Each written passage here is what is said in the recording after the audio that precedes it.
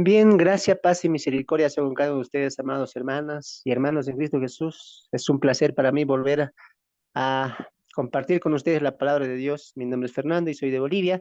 Y desde acá estamos juntamente con mis hermanos en el Zoom que están conmigo. Nos hemos reunido en este día viernes acá para poder dar el estudio y compartir la palabra de Dios que es tan importante, ¿no? La palabra nos dice que no solamente de pan vive el hombre, sino de toda palabra que sale de la boca de Dios, que es nuestro alimento espiritual. Y el Nuevo Testamento nos habla acerca de eso, ¿no? Que debemos alimentar, fortalecer a nuestro hombre interior, ¿no? E ir desgastando, haciendo débil al hombre exterior, que está viciado, dice el texto de Efesios, en vicios de corrupción, en vicios de lo terrenal y lo material, ¿no? Entonces, ¿qué mejor manera de alimentar nuestro espíritu, nuestra alma y acercarnos a Dios que es con su palabra, con la meditación de su palabra y cuánto más? Con el estudio de su palabra para profundizar y en un futuro Dios puede utilizarte a ti para que tú puedas trazar bien la palabra y como dice Pablo en Timoteo 3:16, seamos obreros perfectos dedicados a la buena obra, ¿no? Entonces la escritura siempre nos ayuda, nos enseña, nos corrige, nos alienta y nos fortalece y nos perfecciona para un buen servicio a Dios en el cual todos los creyentes, si tú has nacido de nuevo, si eres cristiano y cristiana, anhelas el servicio, anhelas servir al Señor, anhelas ponerte a sus pies para que Él pueda utilizarte a ti y tú puedas ser instrumento en las manos de Dios. Llegamos al final hoy del libro de Levítico. Hemos empezado este estudio titulado Síntesis y Panorama del Antiguo Testamento, donde en el primer ciclo o primer módulo abarcaremos el Pentateuco, los 5 primeros libros de Moisés. Hemos estudiado Génesis, hemos estudiado ya Éxodo y han sido 2 libros básicamente muy, pero muy importantes para ampliar nuestra teología bíblica y para ampliar nuestro conocimiento al plan de Dios que Dios tiene, no solamente eh, para el mundo, para la creación, sino también para la criatura, para las personas, ¿no? Dios tiene un plan y tiene un propósito y la Biblia, los 66 libros, nos abren el entendimiento para entender a Dios, conocer su voluntad y conocer sus designios. Entonces, hemos empezado con Génesis, hemos ido a Éxodo, hemos visto también Levítico y hoy llegamos al final de Levítico. Recuerden que hemos dividido Levítico en 5 estructuras o temas principales en el cual hemos desarrollado bastante este tiempo de estudio en el libro de Levítico, ¿no? Y hoy llegamos a la quinta división, a la quinta parte o a la quinta estructura titulada Leyes y principios sobre el país, la tierra y el pueblo. Repito, leyes y principios sobre el país, la tierra y el pueblo. Y vamos a desenglosar, nuestro foco de atención va a ser el capítulo 25 y el capítulo 26 y 27 en el resto de la noche. Así que sin más, bienvenidos a Síntesis y Panorama del Antiguo Testamento. Hablan sus Biblias en Levítico capítulo 25, donde vamos a comenzar, y ahí mis hermanos en Zoom también tengan listas sus Biblias para poder ayudarme con la lectura del día de hoy. Antes agradezco siempre sus oraciones, no solamente por el ministerio, no solamente por la obra, también por la salud de los que estamos llevando todo esto. Gracias a Dios, Dios está mejorando nuestra salud. Hemos salido de una fuerte resfrío, una fuerte tos que ha podido dañar también nuestro cuerpo, pero igual estamos acá, Dios, por la gracia de Dios, dando también el alimento a a la grey del Señor, ¿no? Y es gracias por sus oraciones, siempre les pido que sigan orando. Si estos estudios te están bendiciendo, te están ayudando, te están edificando y exhortando también, te pido que puedas orar por nosotros y pedir a Dios que pueda ampliarnos más las herramientas y también el físico pueda dar, ¿no? El cuerpo pueda dar para poder seguir llevando la palabra de Dios y alimentando a tanto pueblo que realmente lo necesita. Así que vamos a Levítico, leyes y principios sobre el país, la tierra y el pueblo, ¿no? Entonces Dios les da instrucciones, mandamientos al pueblo previo a la llegada a Canaán. Acompáñenme a Levítico capítulo 25, verso 1, y mira, verso 1 y 2, y escucha lo que Dios dice acá a Moisés para que pueda transmitirlo al pueblo. Levítico capítulo 25, verso 1 al 2 dice la palabra así. Jehová habló a Moisés en el monte Sinaí diciendo, ahora quiero que subrayes esa parte. ¿En dónde habló Jehová a Moisés? ¿En el tabernáculo? No. ¿En la tienda de Moisés? No. ¿En el campamento? Tampoco. En el Sinaí. Por eso tú tienes que recordar que estamos siguiendo una hilación teológica, ¿no? Hemos visto Génesis, hemos visto Éxodo y hemos visto ahí que la ley empieza desde Génesis, ¿no? No en Éxodo 20, como ya lo repetí varias veces.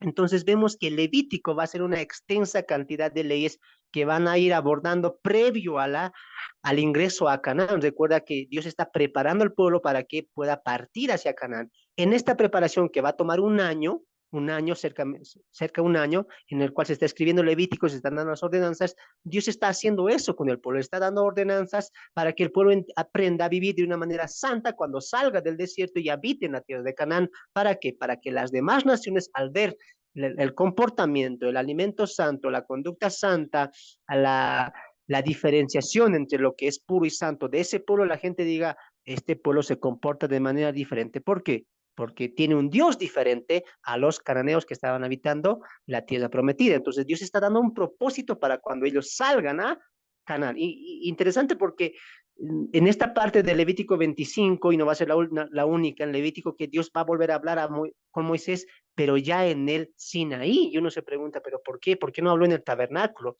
¿No? Pero aquí tenemos que entender que Dios está enseñando las ordenanzas y leyes que va a ir en continuación. Cuando vimos Éxodo capítulo 20, les dije claramente que los 10 mandamientos solamente son eh, la base, el fundamento de la ley. No hay una división de ley ceremonial y ley de los 10 mandamientos, no la hay, ¿no? Como muchos la piensan o la dividen en dos, ¿no? La ley ceremonial y la ley moral de Dios. La ley ceremonial ya pasó, pero la ley moral de Dios sigue vigente. ¿Cuál? Los 10 mandamientos. Error. No, la ley es solo una. Entonces, la base, el fundamento, ¿cuál es? Los 10 mandamientos. Por eso, en Éxodo, cuando veíamos, y en Levítico también, se va detallando punto por punto. Y aquí lo vamos a ver. Por ejemplo, una de los mandamientos en Éxodo 20 es amarás a tu prójimo, ¿no? No harás daño a tu prójimo, ¿no? Entonces, Dios va a colocar ahí cláusulas, cómo no, cómo amar a tu prójimo, cómo no aprovecharse de tu prójimo, etcétera, ¿no? Entonces, Dios hablaría también de que no te inclinarás a otros dioses, y Dios va a colocar en Levítico, en Éxodo y en Números y Deuteronomio cómo no hacerlo, no pintarse imagen, no colocarse imágenes en las casas o en los dinteles. Entonces Dios va a detallar los puntos de manera extensiva de la base que son los 10 mandamientos, haciendo de la ley dos, no, una sola. La ley es una sola, ¿ya? La ley de los 10 mandamientos es la base y el fundamento de los 613 preceptos que Dios va detallando en el Pentateuco. Entonces dice el texto ahí, Jehová habló a Moisés en el monte Sinaí, porque le va a dar sigue ordenanzas y leyes, ¿no? Habla a los hijos de Israel y diles, cuando hayas entrado en la tierra que yo os doy, la tierra guardará reposo para Jehová. Entonces, ¿Dios qué está diciendo a Moisés? Estas leyes que te estoy dando acá, y algunas ya les estaban practicando, las ofrendas, holocaustos, etcétera, días de fiestas, etcétera, todo esto va a ser una preparación cuando lleguen a Canaán y se establezcan, todo eso van a cumplir, les está diciendo, ¿no? Y en específico, el capítulo 25, 26 y 27, Dios les está diciendo, esto van a hacer cuando lleguen allá, ¿no es cierto? Ahora vamos a entender eso, ¿no? Entonces, vemos que la preparación, Dios estaba preparando al pueblo para que el pueblo tenga una conducta de manera moral y también una conducta de manera física o de conducta y preparación o demostración a los otros pueblos de que es un pueblo distinto porque tiene un Dios distinto a las demás naciones. Esto previo al ingreso a Canaán, porque ya en números van a empezar la marcha, ¿no?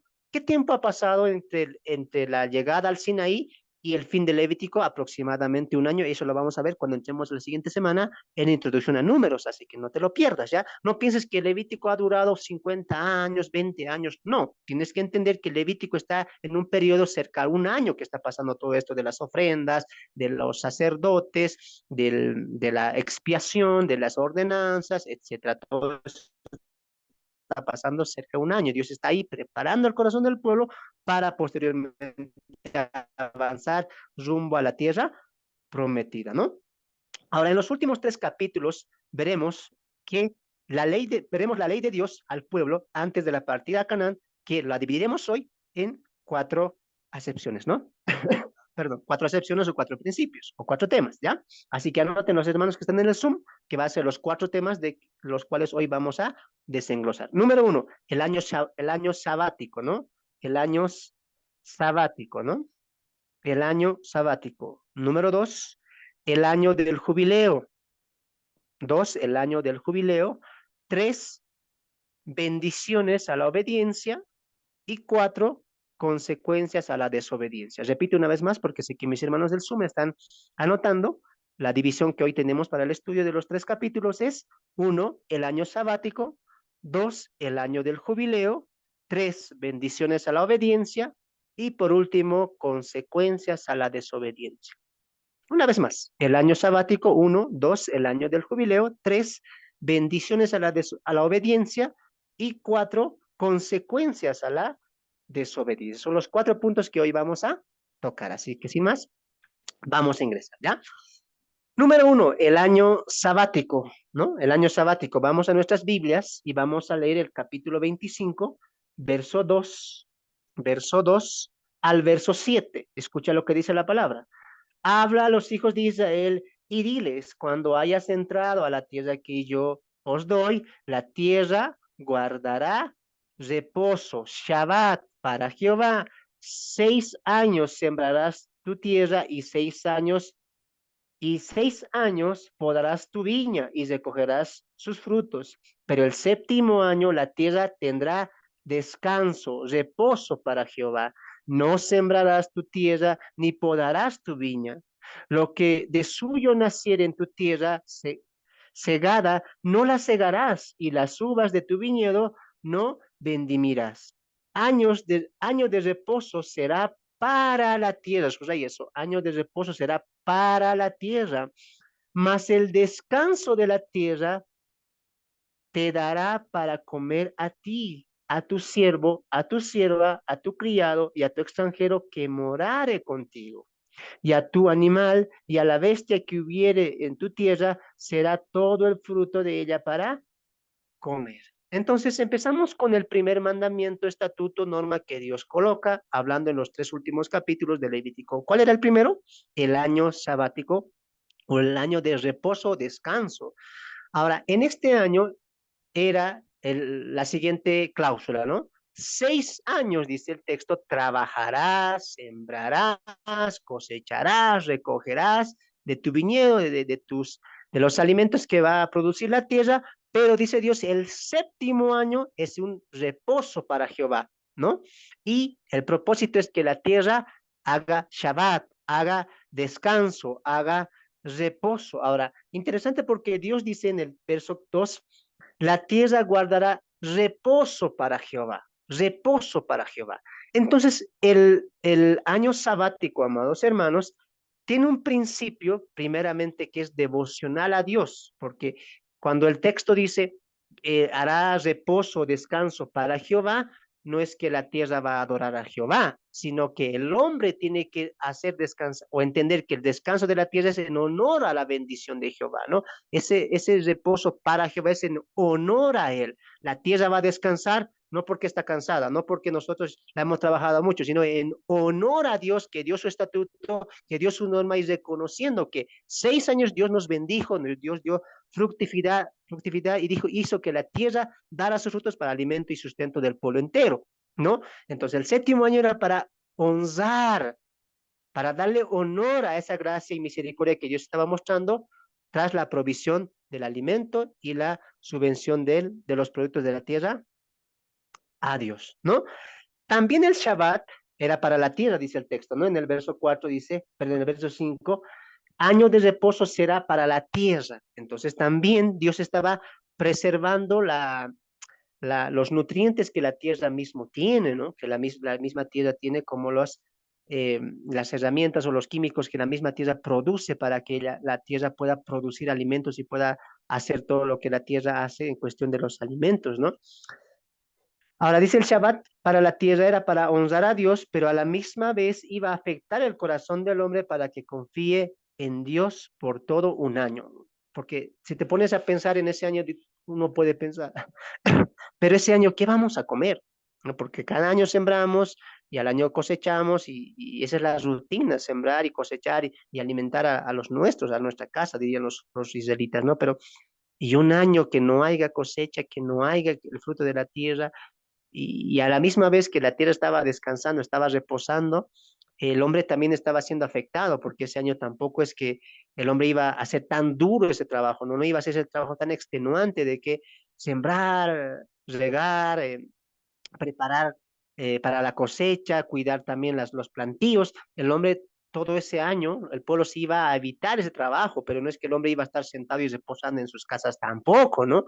El principio era que Dios estaba, número uno, dando fortalecimiento a los nutrientes de la tierra, pero también eso afectaba al hombre, porque un año el hombre tenía que entender que Dios iba a proveer y a la misma vez Dios sabe que estaba cuidando, que el hombre no tenga ese afán por solamente ver lo material.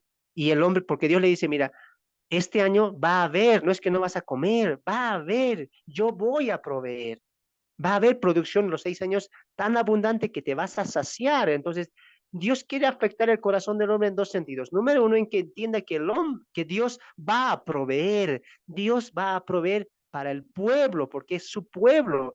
Y número dos, Dios está guardando que el corazón del hombre, ¿en qué se enfoque? Solamente trabajar, trabajar, producir, cosechar, alimentar, hablando en el contexto de la época de los levíticos. ¿Te das de cuenta que Dios tiene siempre un propósito? Dios siempre tiene un propósito, ¿no?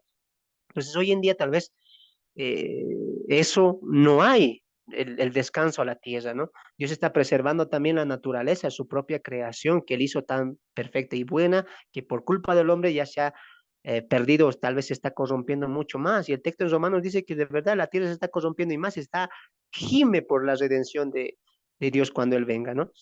Pero si te pones a pensar, esto también era algo muy bueno que se podía aplicar, ¿no? Que la tierra descanse, que la tierra haga reposo, porque la tierra en un año puede descansar y darle más nutrientes a sus propios alimentos. Hoy en día tú ves que la tierra no descansa, es más, el hombre fuerza a la tierra para que pueda dar frutos, por eso ya hay abono artificial, hay injertos químicos, y el alimento que hoy comemos, que hoy llega a muchos países, ya es más químico que natural. ¿Te has dado de cuenta de eso? Por eso ya no es un alimento tan nutritivo como el que Dios siempre tenía pensado y fue así en el principio también. Entonces, era un reposo para la tierra que hoy tristemente la gente no entiende. Y si entenderían Levítico y el por qué también, Dios también vería, perdón, la gente también vería que Dios tiene un propósito para la preservación, no solamente de la salud humana, sino también del sentido espiritual, en el sentido de la gratitud y el honor a la suplencia que Dios hace de las necesidades básicas como el alimento.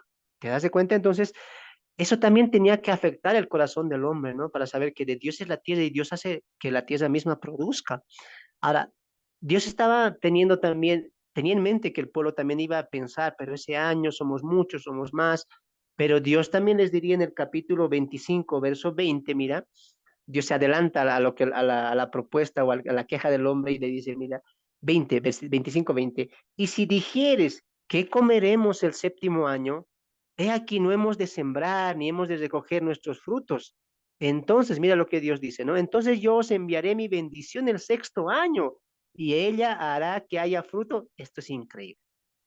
O sea, Dios se adelanta, ¿no? A la dureza del hombre y dice, pero ¿qué comeremos? ¿Qué haremos el séptimo año? No, no habrá cosecha, pero Dios se adelanta y dice, no, no te fatigues. Aunque el séptimo año no haya cosecha, no haya sembradíos, no haya mucha productividad por lo que tú no has trabajado la tierra, yo no te voy a dejar sin sustento, sin alimento. Es más, el sexto año será 3 veces más, que va a alcanzar incluso hasta 3 años más de pasando el séptimo año, el año de Shabbat o de descanso, ¿no? Y mira lo que dice el 22. Y sembraréis el año octavo y comeréis del fruto añejo hasta el año noveno, hasta que venga el fruto comeréis del añejo. ¿Ya? Entonces Dios va a dar productividad. Entonces Dios se adelanta al corazón del hombre, a la dureza, ¿no? A las preguntas del hombre y Dios dice, no, yo no te voy a dejar sin alimento. Es más, va a haber bendición, pero la bendición también va a haber por la obediencia a mi mandamiento, a mi precepto, que tiene un propósito que no es porque te lo estoy dando, porque me agrada, porque quiero que la tierra descanse, y se me apeteció, no, porque todo tiene un propósito, tanto para la naturaleza, para que dé esa energía y tenga ese fortalecimiento para que pueda dar más nutrientes a los alimentos que vas a consumir, pero también a ti, le diría al hombre, para que reconozcas que yo proveo, que yo no dejo sin sustento. Y el salmista diría que no ha visto ni a un justo mendigando pan, y es verdad, Dios provee. Y muchas veces Necesitamos esto entender porque Dios le está diciendo, este tiempo de Shabbat para la tierra, ustedes también honrenme, vean cómo yo les he dado, dense de cuenta que yo sí proveo para ustedes, que no me olvido de ustedes. Y muchas veces nosotros perdemos el foco por dedicarnos tanto al trabajo, en este caso a la siembra, a la cosecha, y nosotros a nuestros estudios, trabajos, cosas que hacer, y nos alejamos tanto de lo espiritual. Entonces es momento de entender, poner una pausa también nosotros y decir, ¿quién provee todo? En los años que tú tienes de creyente, de vida incluso, ¿alguna vez ha faltado pan en tu mesa? ¿A los tuyos y a tu familia y a tu casa? No. Es momento también de entender, Dios provee. En momentos del COVID, de la cuarentena, aún así Dios proveyó para sus hijos. Dios no se olvida, hermanos, pero Él quiere que entendamos un principio acá. ¿Cuál principio? No nos distraigamos mucho con esas cosas. No nos enfrasquemos al trabajo, que necesito esto, que al año esta es mi meta. No hagas eso. Recuerda una cosa, lo que dijo Pablo en Filipenses 4, ¿no? Que estemos con techo, con sustento, estemos con gozo, con felicidad. Y Jesús argumenta algo más complementario a lo que Pablo dijo después. Él mismo dijo, ¿no? Si vosotros siendo tan malos padres, dar las buenas cosas a vuestros hijos, ¿cuánto más vuestro Padre sabe que tenéis necesidades? Y Él va a añadir, dice el texto, Él va a añadir. No sean como los gentiles, dice Jesús. Ellos buscan más y más y más, porque Dios estaba evitando eso también en el corazón de los israelitas, que quieran más, que quieran ganarle a la cosecha al vecino, al prójimo, y enfocarse tanto eso que se iban a olvidar de lo espiritual. Y Dios dice, no, este año dejen de trabajar y dedíquense también a honrarme, a alabarme, a dedicarse más a mí. En ese tiempo también había las ofrendas, el tabernáculo estaba erguido, entonces había comunión con Dios. Te das de cuenta, ese es un punto también de reflexión para nosotros, en que entendamos no enfrascarnos tanto. Hermano, no soy de la postura que alguien diga, no, el dinero es de Satanás. No, el dinero es algo que necesitamos, porque vivimos en un mundo que se maneja con dinero. Y Dios también quiere que trabajemos. No es que Dios diga, bueno, son mis hijos, yo les voy a proveer y ya estén descansados, yo voy a hacer caer maná. No, Dios no se ha creado también para trabajar, no hay duda de eso. En el jardín del Edén, dime tú si Adán y Eva no trabajaban. Las frutas crecían así. No, trabajaban la tierra, labraban la tierra en la etapa de la inocencia. ¿Sabes por qué? Porque Dios no se ha creado para trabajar. No, eso no hay duda. Así que para los que pensaban, ¿no? En el cielo, no, voy a descansar, voy a dormir bajo un árbol, voy a estar comiendo mangos. Triste noticia, va a haber trabajo igual en el milenio como en la eternidad, porque Dios nos creó para eso, para depender de Dios. Entonces, Dios aquí está enseñando una cosa, sí, a mí me place que trabajen, que cada uno coma de su trabajo, sí, pero eso puede causar que ustedes se alejen de mí y que eso sea prioridad en sus vidas. Entonces, ponte a pensar tú, ¿qué es prioridad? El trabajo, tal vez, las necesidades, suplir las necesidades de tu familia, eso es prioridad. Y si eso es tu prioridad, ahí va a estar tu corazón. Pero si tu tesoro está en que agradar a Dios, alabar a Dios, sea lo que haya caído en tu mesa el día de hoy, en tu bolsillo, en tu mano, gracias sea Dios, porque esto es lo que, según tu voluntad, con esto yo puedo sobrevivir hoy. Amén. Así sea. No pidas más. Dios estaba cuidando el corazón también del pueblo. ¿Te das de cuenta? Hay muchos principios en Levítico y hablando de esto del año shabático del año de reposo. Ahora entienda, y esto a los que van a seguir conmigo en Deuteronomio, cuando lleguemos a Deuteronomio vamos a entender la aplicación teológica del Shabbat, porque Shabbat decimos, bueno, a descansar, reposar, acostarse. No, la aplicación teológica, el principio teológico del Shabbat, y eso vas a entender por qué empieza en Génesis, cuando Dios reposa el día séptimo, siempre es la comunión, el fervor y el acercamiento en un crecimiento espiritual con Dios. Esa es la aplicación, el principio, que siempre va a prevalecer el Shabbat o el descanso, que va a tener su cumplimiento en Cristo. Así que no te pierdas de autonomía, que vamos a explayarnos y vamos a abrir desde Génesis hasta el Nuevo Testamento, como el Shabbat, el reposo, se cumple en la comunión y eh, acercamiento espiritual con Dios. Hebreos 8 habla acerca de eso, ¿no? Entonces vemos ahí siempre ese tiempo de perdón, acercamiento con Dios. Un poquito sigue con la garganta. Discúlpeme si tosco, ¿ya? Pero vamos al punto número 2. El año del jubileo, o también conocido el año de la liberación o restauración. ¿no? Vamos al punto número 2, el año del jubileo, también conocido como el año de la liberación y la restitución. A ver, alguien ayúdeme ahí con Levítico capítulo 25, verso 8 y 9.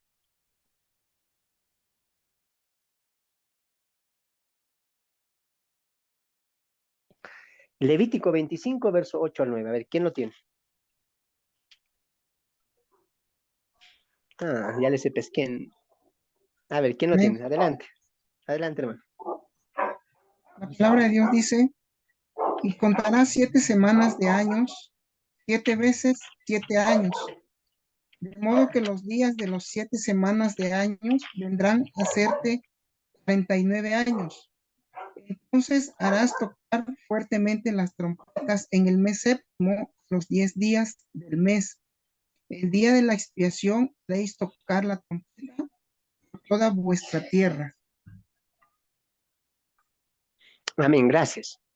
Desde aquí tú vas a notar, amados hermanos, que se maneja mucho, y lo hemos visto también en pasajes antiguos del Levítico, que se maneja mucho el término siete, ¿no? Siete, siete, y en este año del jubileo o año de la liberación, dice que contarás siete, siete, siete, es decir, 49, dice semanas, ¿no? Años de semanas, entonces nos habla de 49 años.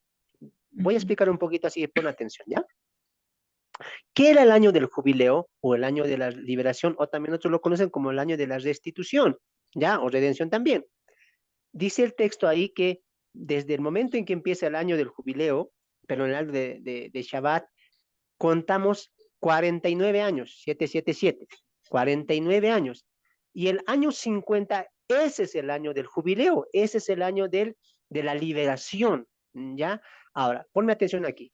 El año sabático, el año de Shabbat, era una conexión con Dios, una conexión con Dios, con su misericordia, con su bondad, con su amor, con su provisión que Dios hacía para el pueblo, era el tiempo de honrar a Dios. ¿Ya? En ese contexto siempre se maneja los Shabbats, el día del el séptimo día o el Shabbat de como fin de año, que hay muchos Shabbat, fiestas de Shabbat en Levítico, ¿ya?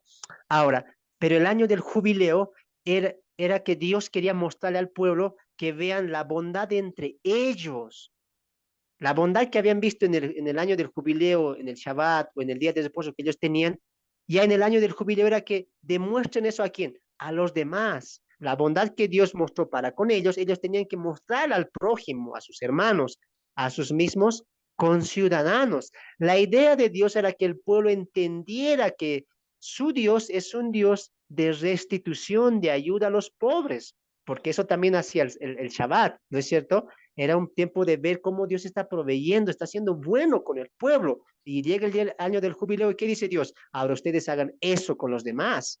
Me están entendiendo? Espero que sí, ¿no? Dios quería hacer ver al pueblo que su prójimo le importaba a Dios. Y aún así prefería que Dios entre ellos mostrara una cosa, el que se amen como a sí mismo, ¿no? Amen a sus prójimos. Han visto mi gratitud, han visto mi gracia, han visto mi misericordia, como yo les proveo, siendo ustedes infieles, siendo ustedes que fallan, pero yo estoy ahí, les restituyo, les perdono, les sano, les alimento, porque los amo. Muy bien, ahora ustedes hagan eso con los demás, hagan eso con los prójimos. Por eso Dios manda este año de jubileo, año de la liberación. Y en esto Dios va a poner tres ordenanzas, anoten ahí ya, tres ordenanzas. Una ordenanza sobre la tierra, restitución o liberación, también sobre las propiedades y número tres, sobre los pobres y esclavos. Repito, va a poner foco Dios en tres cosas importantes. La tierra, eh, las propiedades como terrenos, campos, y también acerca de los pobres y los esclavos. Entonces, todo lo que se ha aprendido en el Shabbat, hablando con Dios, acercándose a Dios, ahora es momento de practicarlos para con los demás. En este caso, hermanos, vamos a ver acerca de las propiedades, ¿no? Ya nuestro hermano nos dijo que cuenten de aquí 7 años, en el último año, que es el año 50, ya es año de jubileo, no es año de alegría, porque muchas cosas se van a restituir, van a volver a su propio dueño, va a haber liberación, etcétera. El pueblo va a haber un tiempo de gozo, de alegría, porque muchos van a recuperar cosas que habían perdido. Ese es el año de la restitución y muchos esclavos van a ser libertados, ¿no? Entonces, vamos a ver la primera parte, ¿no? Ahí, hermanas Rosario, si estás ahí con tu Biblia, alístate el verso 11, el verso 12 del capítulo 25. Verso 11, verso 12 del capítulo 25, entramos a la primera, la tierra. Entonces, va a pasar lo mismo que el año sabático, y quiero que leamos con atención, ¿ya? Levítico capítulo 25, verso 11 al 12, ¿lo tienes, hermana? Amén. El año 50 os será jubileo. No sembraréis ni segaréis lo que naciere de suyo en la tierra, ni vendimiréis sus viñedos, porque es jubileo santo, será vuestro, en producto de la tierra comeréis. Amén. El principio se sigue manteniendo del año sabático para que el pueblo también pueda entender las dos cosas que vimos en el año sabático, la honra a Dios y también que Dios está proveyendo y ver y mostrar gratitud en ese tiempo para la provisión de Dios. Esto ya va en un contexto más de provisión, ¿no? Acerca de la tierra, ¿no? Y que Dios quiere también que el pueblo entienda que Dios cuida de su creación, ¿no? Pero también vemos acerca de las propiedades. ¿Alguien puede ayudarme con el verso 14 al 17? 14 al 17 vamos a entrar ya a las propiedades. Dios también quiere que entendamos eso, ¿ya? 14 al 17, ¿alguien lo tiene? Bien, y dice el texto, y cuando vendieres algo a vuestros prójimos o comprareis de mano de vuestro prójimo, no engañe ninguno a su hermano. Conforme al número de los años, después del jubileo, comprarás de tu prójimo conforme al número de los años de los frutos, te venderá él a ti. Cuanto mayor fuere el número de los años, aumentarás el precio, y cuanto menor fuere el número, disminuirá el precio, porque según el número de las cosechas, te venderá él. Y no engañe ninguno a su prójimo, sino temed a vuestro Dios, porque yo soy Jehová, vuestro Dios. Dios también quiere que el pueblo no solamente le dio leyes para que sea santa, sino que también tenga un carácter hacia el prójimo también de justicia y rectitud, sin mentir, sin engañar. Por ejemplo, si alguien quería vender, sea por necesidad o tal vez sea por solamente generar economía o tal vez hacer algún tipo de negocios, Dios le dice, muy bien, hagan esto, pero el año clave era el año del jubileo. O sea, si era antes de eso, porque recuerden que la fiesta de las trompetas marcaba un nuevo año, entonces ellos ya tenían un calendario, siempre grábate eso, ellos ya tenían un calendario hebreo a los cuales se regían, por eso Moisés va a colocar importancia en el primer mes, en el octavo mes, a los 10 días, entonces ya había un calendario y las trompetas, en la fiesta de las trompetas anunciaba un nuevo año, ¿no? Entonces ya se sabía cuál era el año del jubileo, según el calendario hebreo. Entonces, el texto dice, en el año del jubileo, si a ti te vendió una propiedad, el año de jubileo, tú tienes que devolver esa propiedad, porque Dios más adelante va a decir que nadie puede vender perpetuamente. No es como ahora, ¿no? Que yo le vendo mi propiedad y para siempre será de él, si él lo quiere vender, no, de mí ya nunca más va a ser. No es así, dice Dios.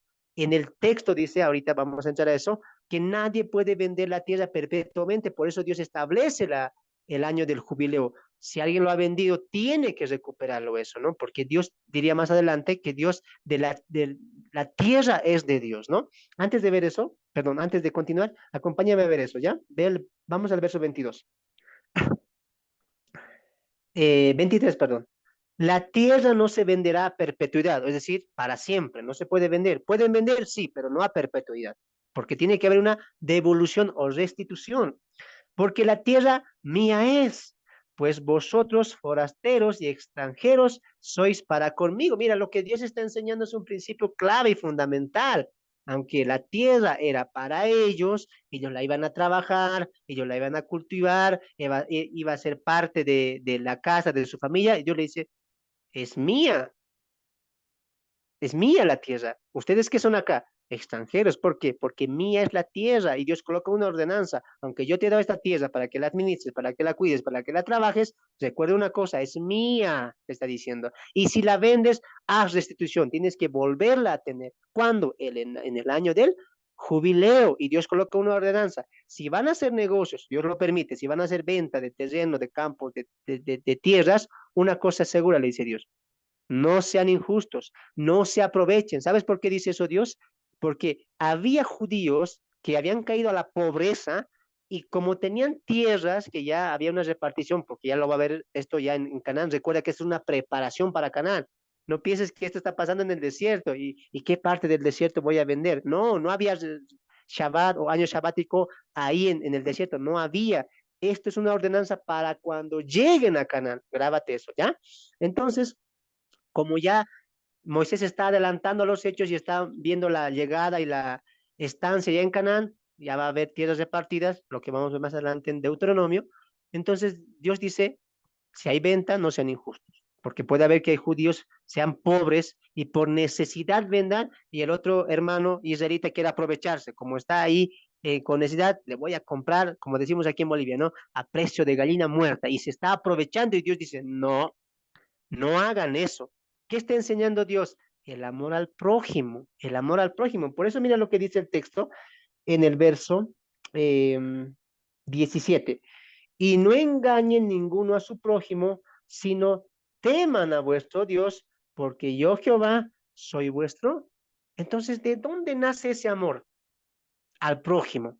¿De dónde van a nacer esa conciencia y ser justo con los demás? ¿De dónde van a nacer? Del temor a Dios, de un encuentro por Dios. ¿Te das de cuenta por qué el año sabático antecede al año del jubileo? Porque en ese año Dios está enseñando el temor hacia Él, la gratitud hacia Él, la justicia que Él tiene, la misericordia también que Él tiene para que el pueblo haga lo mismo al otro, no aprovechándose, no injustamente.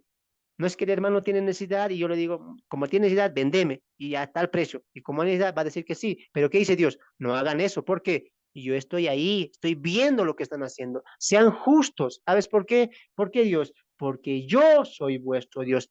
Teman, dice, ¿no? Entonces ahí tenemos que tener también un principio para nosotros. ¿Qué puedes decir más? Sí, hermano, dele duro a esos que hacen este tipo de negocios, que se aprovechan de la gente. Claro, hay gente injusta acá, corrupta, que se aprovecha de los pobres. Es más, en esta pandemia, dime tú, si el pobre no se ha hecho más pobre y el rico se ha hecho más rico. Es la verdad. El que era pobre, más pobre se ha hecho. ¿Sabes por qué? Porque el hombre que tiene más recursos, se aprovecha de la necesidad del pobre, ¿sí o no?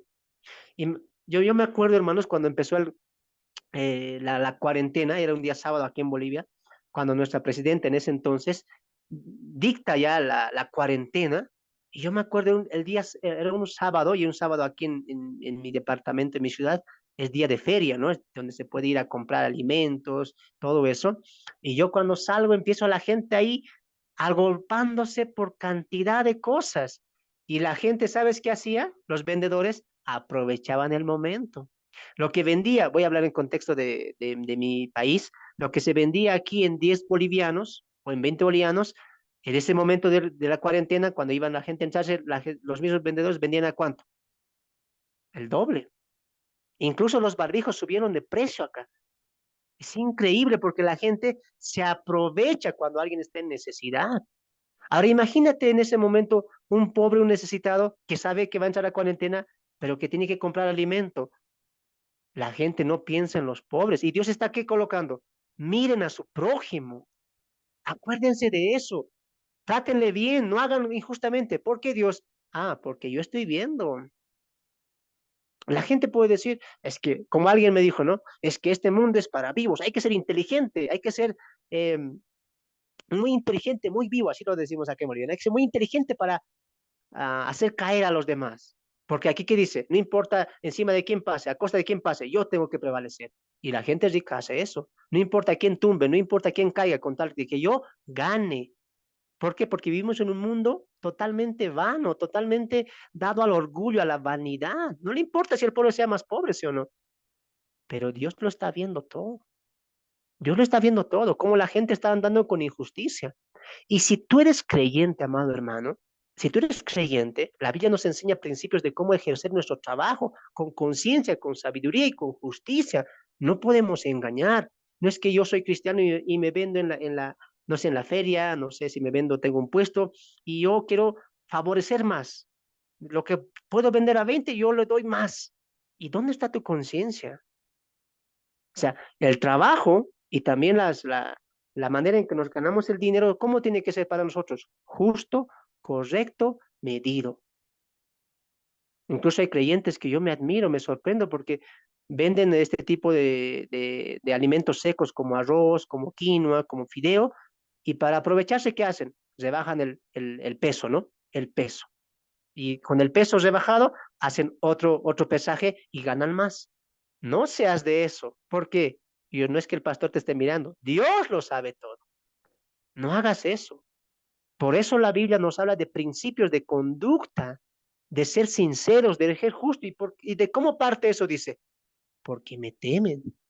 El creyente, el cristiano que teme al Señor, que quiere honrar al Señor en cada momento, incluso en su trabajo, incluso en su negocio, ¿cómo va a ser?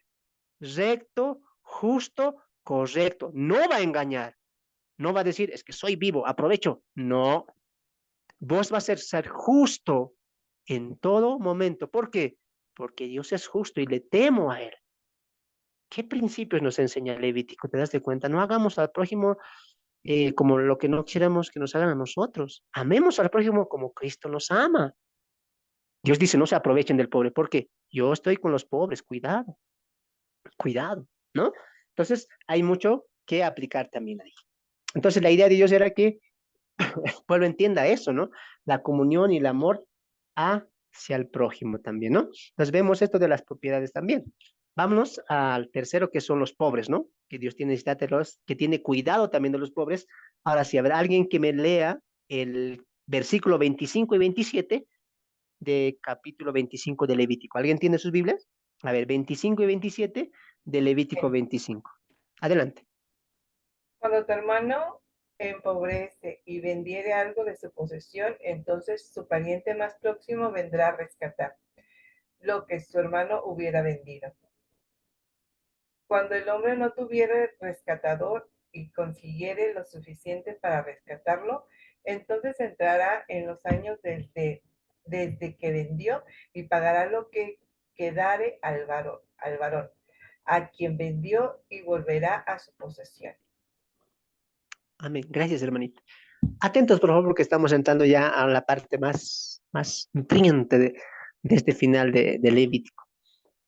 Vemos aquí en esta ley del año del jubileo que Dios tiene cuidado de la tierra, tiene cuidado de las propiedades, los terrenos, y que se haga negocios de manera justa, correcta, como para honrar a Dios. Pero también Dios dice, mira, sé que muchos de los israelitas van a caer tal vez en la pobreza, dice, y por su necesidad van a vender sus propiedades, las cuales ellos solamente tienen. Y escuchen lo que voy a decir, porque muchas veces, hermanos, muchas veces los mismos que caían en pobreza tenían una sola cosa, ¿no?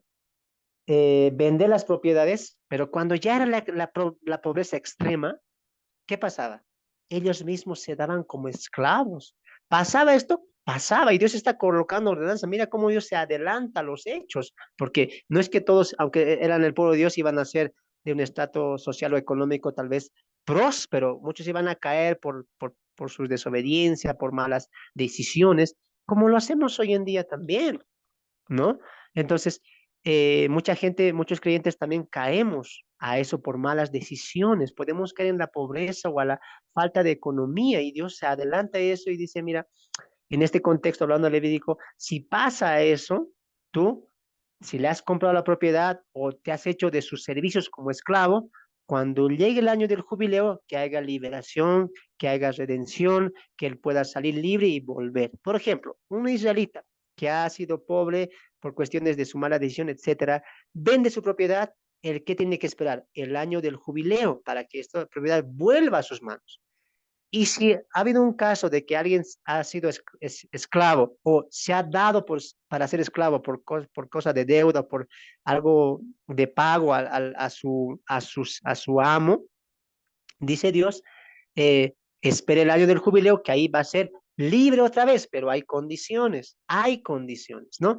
Entonces Dios de dos maneras va a hacer esto posible en cuestión a la restitución de los pobres y también de los esclavos. Número uno, que el pobre, el que ha sido esclavizado o el que ha vendido su propiedad por necesidad, por lo que sea, ahorre, porque recuerda que el jubileo era cada 50 años. Si el hombre había vendido la propiedad, lo había dado a un pariente o a un hombre por X motivos, del año del jubileo 50, unos 8 años antes, y falta 8 años para que llegue el jubileo, esos 8 años el hombre, ¿qué tenía que hacer? Trabajar y poder reunir la cantidad, porque Dios dice, está bien, es año de jubileo, pero tienes que restituir. No es que año de jubileo y a todos se los devuelve sin nada. No, hay restitución. Eso se llama restitución. ¿No? Tú puedes volver a tener tu propiedad, sí, pero tienes que restituir la deuda o el pago, le está diciendo. Es lo mismo en el sentido de los esclavos. Ahora alguien puede decir, hermano, pero ¿por qué Dios aprueba la esclavitud? Yo no entiendo esa parte, pero ¿por qué Dios aquí dice leyes contra los esclavos, no leyes contra los siervos que van a tener? Pero la pregunta es, ¿pero por qué Dios eh, permite esto de la esclavitud? Y mucha gente a veces no entiende eso, ¿no? Pero tú tienes que entender esto en un contexto de la historia, pero también en un contexto de los principios de Dios, porque cuando nosotros entendemos esclavitud en nuestro contexto, en nuestra cosmovisión, ¿cómo entendemos? Azotes, insultos, maltratos, ¿sí o no? Así lo entendemos, pero Dios no lo entendía así. Dios le dice, mira, ustedes van a tener esclavos, sí, pero los van a tratar diferente, los van a tratar de una buena manera. ¿Por qué? Porque ustedes han sido esclavos en Egipto y yo los saqué de ahí. Si van a tener siervos, esclavos y esclavas, los van a tratar como a ustedes mismos, como uno de sus familias. Tanto era así, hermanos, el buen trato a los esclavos, que cuando llegaba el año del jubileo, muchos esclavos no querían dejar de servir a sus propios amos, querían estar ahí y continuaban siendo esclavos. Ahora, cuando tú ves la Biblia, la palabra esclavos, tú no te hagas la idea dolor, sufrimiento, no veas eso. Cuando Dios permite que los judíos tengan esclavos o que se esclavicen o que tengan siervos y siervas, es en un contexto de que entiendan ellos cómo ellos han salido, porque lo dice, mira, vamos al verso 43. Al 42 vamos a ir, ¿ya? Para que veas esto del contexto de la esclavitud. Porque son mis siervos los cuales saqué de la tierra de Egipto, no serán vendidos a manera de esclavos. No te enseñarás de él con dureza, sino tendrás temor de tu Dios. Ah, ¿te das de cuenta? Dios permite la esclavitud, Dios permite que tengan siervos y que también los judíos más adelante por castigo van a ser esclavizados, sí, pero en este sentido Dios dice, está bien, tengan siervos extranjeros, al que quiera ser serviles por deuda, etcétera, bien, pero ¿qué dice? Trátenlos bien, no se enseñoreen, no los maltraten, no los denigren, no, sino no los traten con dureza, sino teme al Señor. Y Dios les hace recuerdo más adelante en el 55, 54, porque yo te saqué de la esclavitud. Entonces, entendamos siempre el trasfondo histórico y cómo Dios está aplicando esa permisión de la esclavitud, que hoy en día es prohibido porque lo connotamos en connotación negativa, pero en este sentido no era así, porque los mismos judíos israelitas sabían cómo era una esclavitud dura, en opresión, en maltrato, en denigración, y ellos no hacían eso con sus esclavos. Es más, era una prohibición de Dios que Dios va a resaltar mucho en Levítico, ¿ya? Pero continuamos con esto de la redención. Entonces, Dios le dice, dos maneras hay.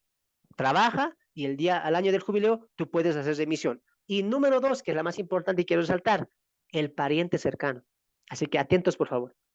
En Levítico 25:25 hay una ley, la cual titula la ley del pariente cercano.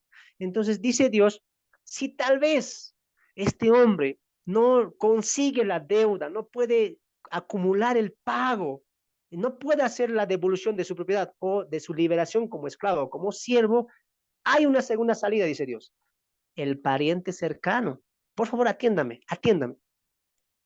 Ahora, en esto del pariente cercano, hermanos, Dios dice, si hay un pariente cercano, primo, familiar, hermano, no sé, cercano de la familia, él puede hacer restitución, él puede hacer liberación de la deuda que este hombre ha contraído o de la venta que él ha tenido en su terreno. Ejemplo, si un judío ha vendido una casa por necesidad, pero tiene un hermano y le dice al hermano, hermano, tú eres mi pariente cercano, y la ley lo concebía, lo daba por hecho, tú eres mi hermano, restitúyeme a mí como mi pariente cercano, él podía pagar la deuda y podía devolver esa propiedad o la liberación a su pariente cercano. Esto es conocido como la ley del pariente cercano que vemos en Levítico 25 y se va a extender hasta Ruth. Así que, por favor, atiéndanme. Ahora, aunque la ley del pariente cercano estaba dada, pero había dos, ¿cómo lo llamamos? Vamos a llamarlo dos cláusulas o dos cosas importantes que tenía que tener el pariente redentor. Atiendan, por favor. Número uno, tenía que tener los recursos. Y número dos, tenía que querer. Esto es muy importante, por favor, atiendan. No es decir nada más, tengo un pariente cercano y le llamo y él que me ayude. No, tenía que tener dos instrucciones o dos preceptos ya marcados el pariente cercano. Uno, tenía que tener los recursos. Si su pariente cercano que ha vendido su propiedad o que se ha hecho esclavo debía cierta cantidad, el pariente cercano que lo va a restituir tenía que tener el recurso, es decir, el dinero para poder pagar eso, que la propiedad o los años de esclavitud, ¿ya? Y número dos, tenía que querer, que él tenía que decir, yo, mi hermano, o yo, mi primo, no sé, yo te voy a hacer restitución, porque soy tu pariente cercano y tengo los recursos y quiero hacer la restitución por ti. Eso es la ley del pariente cercano. Ahora, cuando decimos en la primera parte, tenía que querer, por favor atienda, ahí está haciendo redención o restitución. Pero es importante porque tú puedes pensar, pero ¿por qué tenía que poder, tenía que tener recursos, pero también tenía que querer? ¿Por qué esto es importante? Porque esto va a marcar lo que más adelante Cristo va a hacer. Cuando decimos, Él tenía que tener los recursos, esto se llama restitución. Te doy lo que mi hermano te debe. Aquí está. Eso se llama restitución o querer o tener los recursos, ¿no es cierto? Eso se llama restitución o redención. Ahora, cuando decimos, pero también tenía que querer hacerlo de corazón por el amor a su pariente cercano, esto se está llamando, se habla de una restauración, de una liberación, está rescatando a su hermano, a su pariente cercano. No quiero enfrascarme en esto, pero quiero puntualizar estas dos cosas. Cuando decimos, tiene que tener los recursos, restitución, va a pagar la deuda. Cuando hablamos de que tiene que querer, está haciendo restauración. Le está liberando de la esclavitud o le está liberando de la deuda que ha vendido por la propiedad. ¿Me están entendiendo? Espero que sí. Ahora, esto, amados hermanos, se aplica mucho en el caso de Ruth, porque eso es lo que está pasando en Ruth. Cuando lleguemos a Ruth, tú vas a entender mucho más, pero quiero adelantarte un poco, porque esto parte desde Levítico 25:25. En Ruth, en el libro de Ruth, ¿recuerdan la historia? Ruth es restituida por un pariente, perdón, Noemí es restituida por un pariente cercano, ¿no es cierto? Después que muere Elimelech, su hijo, el esposo de Ruth, este Elimelech era hermano de Boz. Entonces, en el encuentro de Ruth con Boz, que Noemí le dice, sal, ve y preséntate, perfúmate, lávate, vístete y ve a él. Entonces, en ese encuentro, Boz y Ruth tienen un encuentro y él le dice, yo no puedo restituirte, está bien, hay la ley, porque había la ley ya del pariente redentor, yo puedo redimirte, rescatarte, salvarte de la miseria en que ha caído tu familia por la muerte de los hermanos, de sus esposos. Entonces le dices vos, pero yo no puedo porque hay otro pariente más cercano, había otro pariente. Entonces, la historia no es rápida, ¿no? Si tú has leído Ruth, sabes de lo que estoy hablando. No es rápido. Al día siguiente, vos habla con un pariente que era más cercano que vos a la familia de Elimelech y Noemí. Y este pariente le dice, mira, por la ley del pariente cercano, redime, está vendiendo Noemí su propiedad, pero le dice, el que si tú le redimes, tienes que casarte con su esposa o con la viuda que es Ruth. Ahí el pariente cercano que dice, no, puedo querer comprar, pero casarme no. Entonces, ¿qué le dice? Tú le dices a vos, tú toma esa posición que me tocaba a mí como pariente cercano. Tú haz la remisión o la redención o el rescate como pariente cercano. Entonces, vos ahí redime, pero también hace la restitución a la familia de Noemí y se casa con Ruth. ¿Te das de cuenta? Entonces, eso es lo importante de la historia de Ruth, desde Ruth, Noemí y vos. la del pariente cercano, de donde parte todo eso, ¿no? Ahora, es importante entender eso porque muchas veces hemos visto a Ruth solamente como un libro de historia, hablando de entre familia, no como la nuera con la yerna, como una mujer se tiene que presentar a un varón. Hemos visto una historia de amor, pero no es tanto así, porque la historia de Ruth va a abrirnos el entendimiento a una cosa muy importante de la teología bíblica, que es el nacimiento de Cristo, porque ¿quién fue? De Ruth y Boz nace un hijo, ¿no es cierto? Y este hijo es el abuelo de David. Por lo tanto, Ruth pues es una mujer que va a tener importancia en la descendencia de Jesús. Y Ruth se escribe por eso, para enseñarnos cómo Dios prevalece la descendencia del linaje real de Jesús. Es muy importante en esa parte la historia de Ruth, ¿no? Pero parte de dónde? Del pariente cercano redentor. Ahora, esto en aplicación a Cristo también nos acerca a esto. ¿Por qué? Porque mira, Cristo es nuestro pariente cercano, pariente redentor, porque tenía que ser un pariente cercano, igual de la familia, un hermano podía ser, el que te podía rescatar. Y Cristo, ahora entiendes por qué él se humanó, tenía que humanarse, tenía que serse humano, porque esta ley del pariente cercano va a aplicar incluso en Cristo. Mucha gente te pregunta, ¿por qué se humanó? ¿Por qué tuvo que morir así? Tenía que humanarse, tenía que ser un humano, una persona de carne y hueso como nosotros, quien haga la remisión por nuestros pecados. Así que Dios, siendo la ofrenda perfecta, se acerca a la humanidad, como dice Filipenses capítulo 2, ¿no? Él, no mirando lo de los demás, perdón, no mirando lo propio suyo, miró lo de los demás, se hizo carne. Esa mente tuvo él y se despojó de lo que tenía en el cielo y bajó y se hizo como nosotros, se humanó, se hizo nuestro pariente cercano. Ahora, ¿Cristo cumplía los dos requisitos? Sí, tenía los recursos y también quería hacerlo. Porque ¿cuáles eran los dos requisitos? Que tenga los recursos y que tenga las ganas o quieras redimir, quieras rescatar. Entonces, Él va a hacer el rescate. Ahora tú dirás, pero hermano, nosotros, para que digas que Cristo era nuestro pariente cercano, acá estábamos, éramos esclavos, teníamos un yugo, teníamos. Eso es lo que dice Romanos 6:6, que éramos esclavos del pecado en el cual Cristo nos libertó por su muerte en la cruz.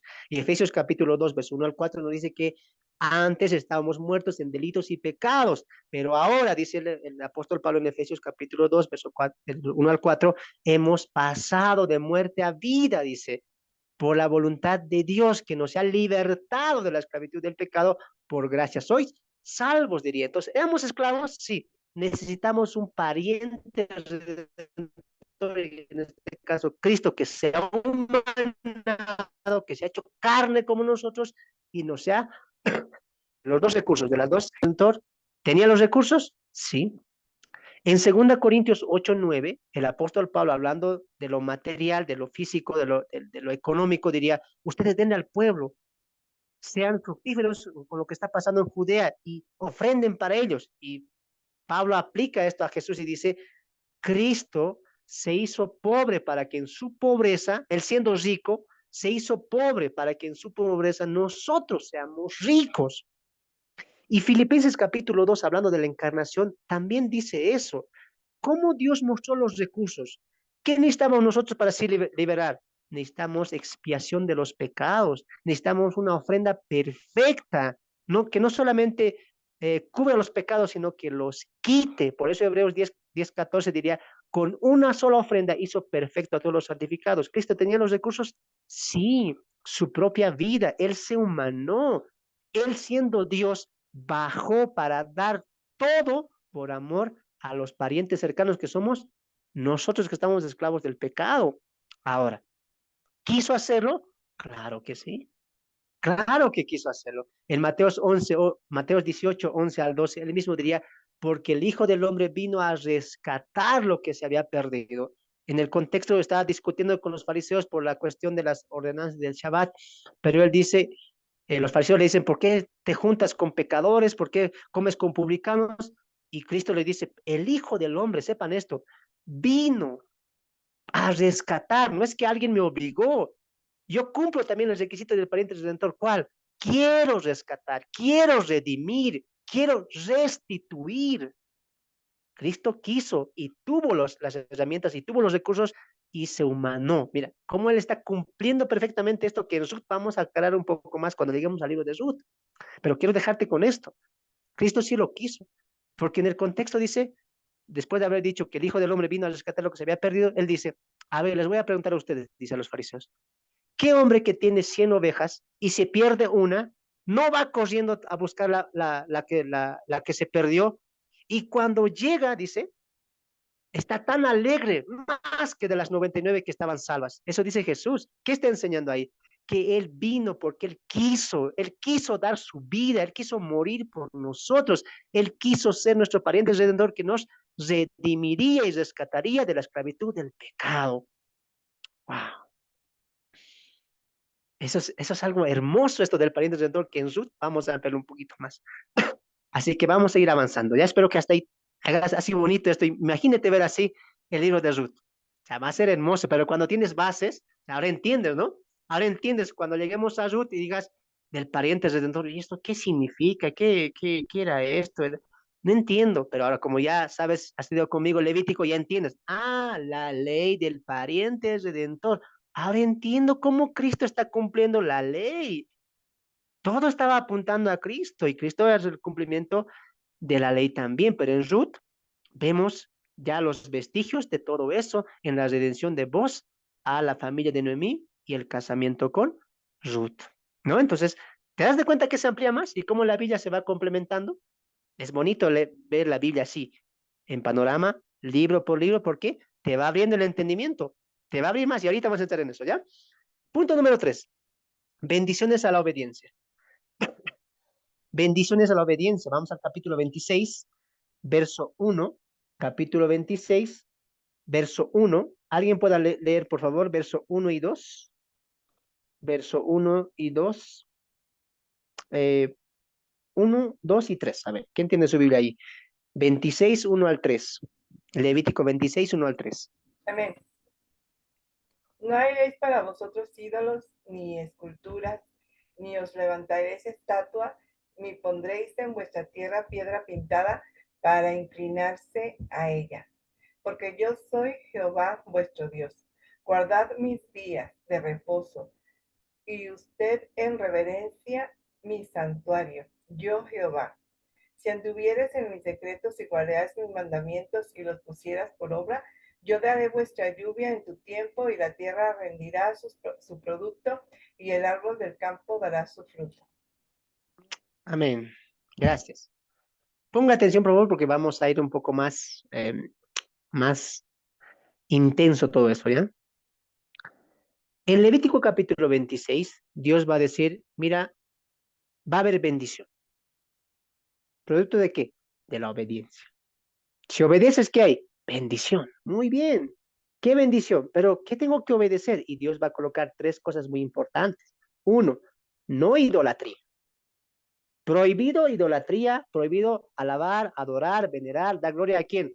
A otros ídolos. Eso está prohibido. Muy bien, ese es el punto clave. 2, guarden mis días de reposo, porque recuerda que hay varios días, como el año del jubileo, como el gran año del Shabbat y el séptimo día también, ¿ya?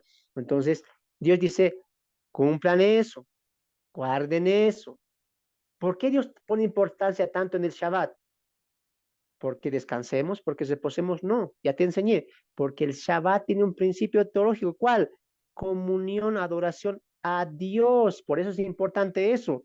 Pero tú puedes decir, alguien diría, un testigo, un sabadista, ¿no? Ahí te agarré, dice ahí, guarde mi reposo, es importante para Dios. Sí, pero tú estás viéndole en un mandamiento simple, yendo a lo exterior, fiesta, sábado, día, eso estás viendo tú, no, Dios está poniendo importancia en que en la comunión y adoración a Dios, que ese día implicaba eso. No está colocando Dios importancia porque el día sábado es mi día siempre, es guarden. No, Dios está colocando importancia en el principio. ¿Cómo sabemos eso? Porque mira el contexto. No ídolos, no adoren a ídolos, pero guarden el Shabbat. ¿Por qué? Porque ese Shabbat, el día de Shabbat era una adoración, honra, gloria, gratitud. Todo eso implicaba el Shabbat. Por eso el principio del Shabbat se mantiene en toda la Biblia, que es la adoración y comunión con Dios. ¿Qué está diciendo Dios? No ídolos, no adoren a los ídolos, más bien a mí, que soy su Dios, que los saqué, que los preservé, que los cuidé, que los proveí de maná, alimento, etcétera. Adórenme a mí. Eso está diciendo Dios con el Shabbat. No es que el sábado guarden, el sábado es importante. No, lo importante era la adoración y comunión con Dios. 3, también anden según mis mandamientos, mis decretos, los guardaréis y que lo escucharéis nada más. No, póngalo en obra. Ah, entonces, escucha aquí lo que estoy diciendo. Dios dice, va a haber bendición si hacen estas 3 cosas. ¿Cuál? 1, no ídolos, prohibido, es abominación para mí. 2, los días de sábado, que es comunión, gozo, adoración para mí, que siempre estén en sus corazones a aplicar ese día para comunión y consagración para mí, adoración para mí. Y 3, todo lo que se ha enseñado, ofrendas, alimento, vestimenta, impurezas, contaminaciones, todo eso cumplan a la ley lo que estoy diciendo. Es más, lo que he dicho hace un momento, lo que diría Dios en el monte Sinaí, en el 25, ¿no? De la restitución, de la ayuda a los pobres, todo eso guarden. Entonces, ¿qué va a haber? Bendición. Ah, muy bien. Entonces, Dios, ¿qué bendiciones tú estás colocando de manera establecida? 1, lluvia. Lluvia. Dice el verso 4 que Dios va a dar lluvia. La lluvia que más adelante lo conocemos como tardía, lluvia temprana y lluvia tardía, ¿no? La lluvia temprana era la lluvia que venía antes de la época de lluvia, ¿no? Como en cada país tenemos una época de lluvia donde llueve por 3, 4 meses, pero previo a eso es una lluvia que está anunciando que se viene la temporada de lluvia. Esa es la lluvia temprana, que va a tener una importancia teológica, espiritual, más adelante cuando lleguemos a los profetas. Pero en este sentido, Dios dice, la lluvia va a ser una bendición. Ese es un muy importante principio también para nosotros. Cuando llueve, Dios está bendiciendo. Y Él nos dice, mira, si cumplen estos preceptos que ya es estipulado en 3 partes, bendición. Número 1, lluvia. Lluvia en su tiempo, tanto la temprana como la tardía. Va a haber lluvia para tu tierra, para sus tierras. 2, paz en su tierra. El verso 6 diría, y yo daré paz en la tierra, y dormiréis y no habrá quien os espante. Mira, Dios está cuidando al pueblo, porque recuerde que cuando ellos van a entrar a Canaán, recuerda que no van a llegar a una ciudad amurallada, con guardias, no. Era una ciudad que va a estar en la intemperie, así van a comenzar. Podían no estar, como lo vamos a ver en Josué, naciones gentiles o alejadas de Israel queriendo atacar a Israel, claro, pero Dios dice, si cumplen, ¿saben qué más? Lluvia les voy a dar, ¿qué más? Paz. Aunque no tengan murallas, aunque no tengan guardias vigilando todo alrededor de su ciudad, cuando ellos entran a Canaán, yo les daré paz. Nadie les va a tocar, dice, ¿no? ¿Y qué más? Como yo les voy a dar paz y yo les voy a cuidar, ¿ustedes qué van a hacer? Van a poder dormir tranquilos, no preocupados. ¿Mañana será que nos invade? ¿Será que nos invaden los filisteos, los eteos, los amorreos?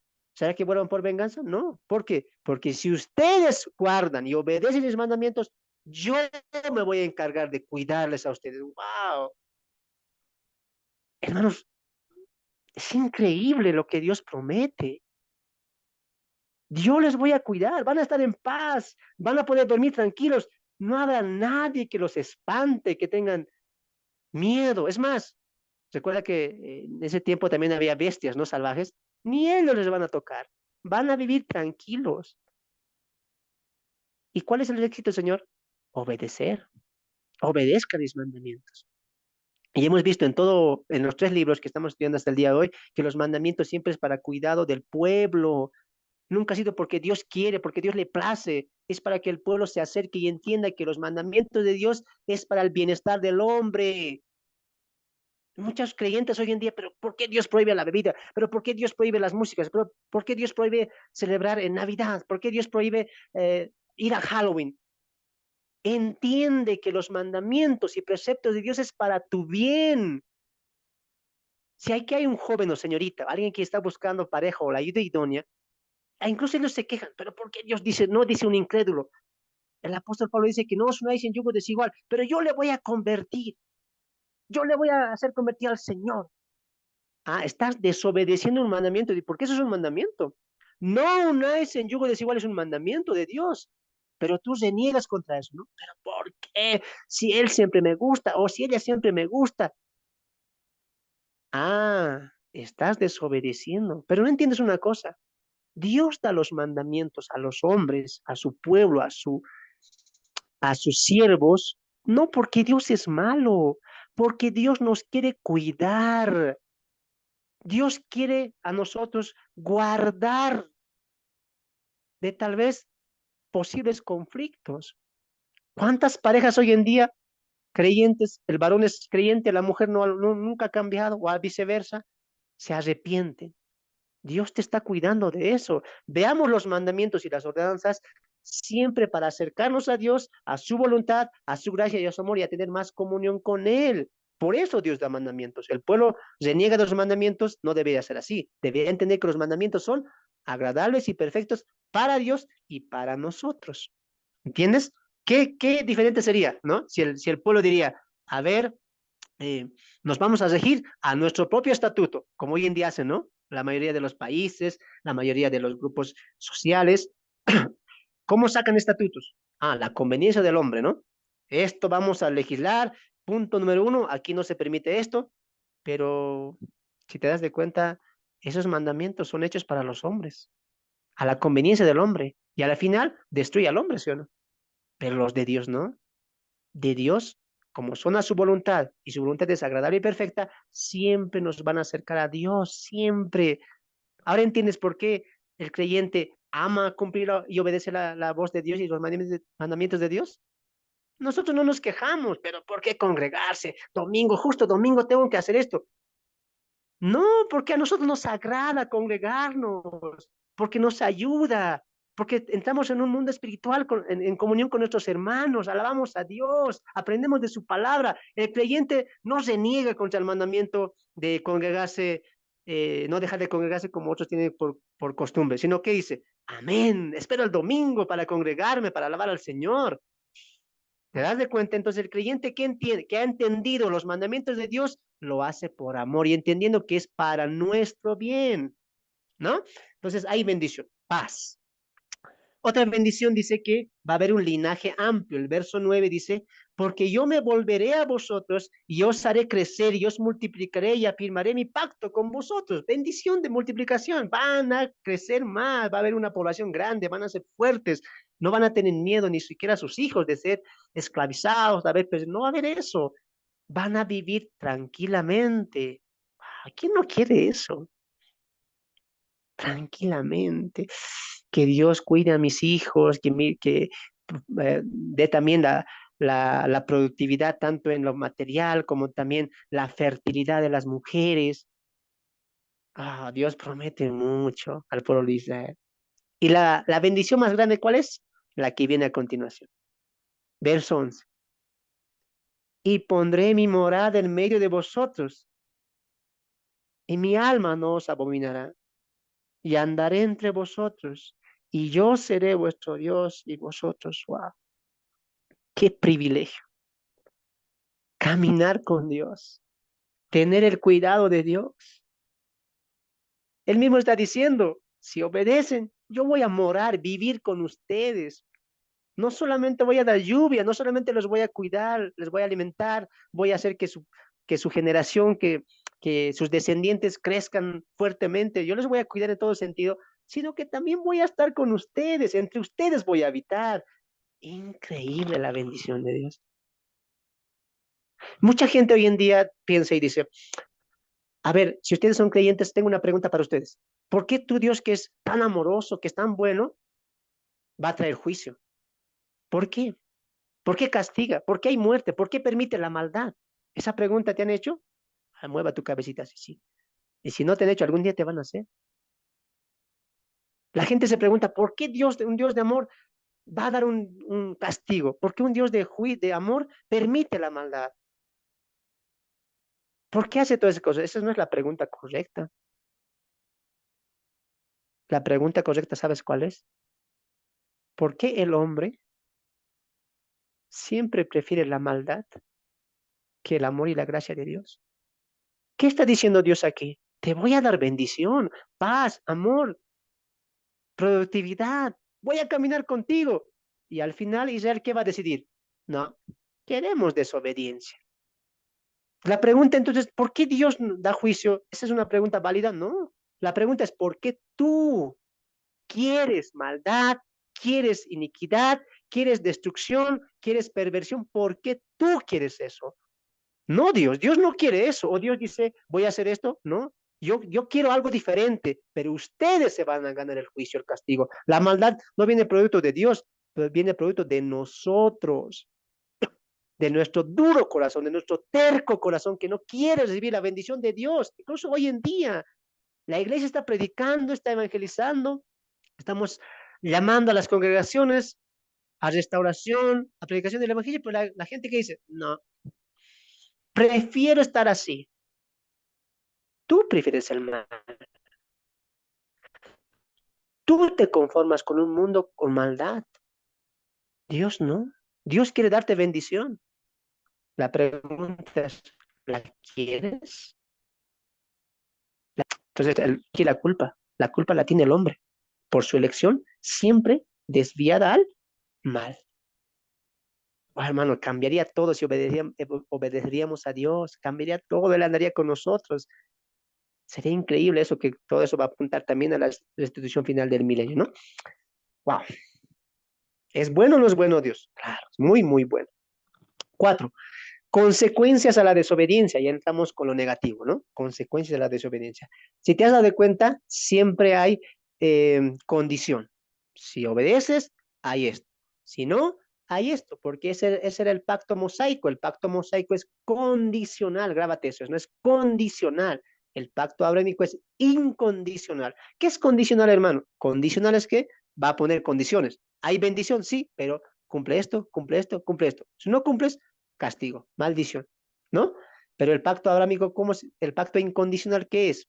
El pacto incondicional es que Dios va a cumplir su promesa. No hay, si es que haces esto, si es que obedeces, no hay eso. Dios lo va a cumplir la promesa. Es incondicional, no hay condiciones. Dios ha prometido a Abraham una promesa de bendición y de que a través de él vendría la simiente para bendición a las demás naciones, y él lo va a cumplir. Aunque Abraham, la descendencia, fue desobediente, él la va a cumplir porque es un pacto incondicional, diferente del pacto mosaico que es condicional. Hay condiciones. Y una de las condiciones o consecuencias a la desobediencia es, vamos al versículo 16, dice ahí, Levítico capítulo 26, verso 14, empieza así.